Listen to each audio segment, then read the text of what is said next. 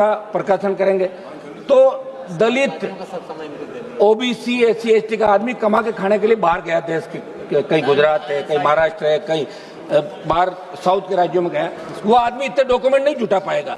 तो मेरा एक तो आग्रह कि इसका समय 1 महीना बढ़ाया जाए, और दूसरा इनके वोट नहीं कटे, इस बात को आप तय करें, क्योंकि लोकतंत्र जब ही जिंदा है जब प्रत्येक व्यक्ति को वोट का अधिकार मिलेगा। मैं तो ये भी मांग करूंगा कि वोट अनिवार्य रूप से डाले जाए, और अगर ये नहीं कर सकता आप कि प्रत्येक व्यक्ति वोट देगा, तो ये देख ले कि 3 बार अगर किसी ने वोट नहीं डाला तो वो जागरूक नहीं है, इसलिए उसका वोट काट दिया जाए। ये मेरा सुझाव है, इस तरह का होना चाहिए। नहीं तो वोटर लिस्ट लंबी लंबी हो जाती है, परसेंटेज कम बताए जाते हैं और दूसरे तरीके से वोट डाले जाते हैं। समझ महोदय, ये पूरा विपक्ष एकजुट होकर इस मांग को कर रहा है कि सरकार के इशारों पे चुनाव आयोग काम कर रहा है।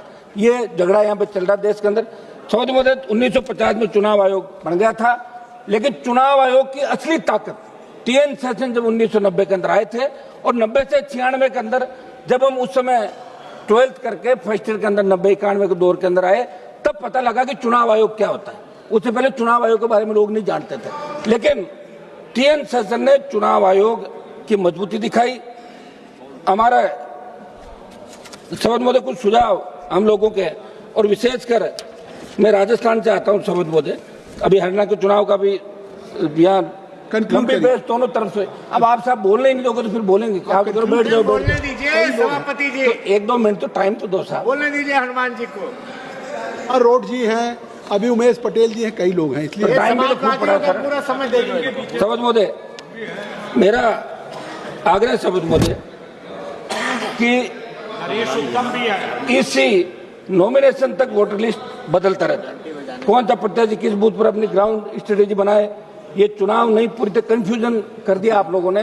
तो मेरा कि हर 1 जनवरी से आप ऐसे ही करते हो, तो इसमें नया क्या कर रहे हैं? हमारे कुछ सुझाव, इसमें क्षेत्रीय दलों का अस्तित्व खतरे में। बीजेपी और कांग्रेस जैसी बड़ी पार्टियों के पास मशीनरी है, और छोटे दलों के सुझाव तो लेना है आप, सुझाव छोटी पार्टियों वाले के पास रिसोर्सेज नहीं है।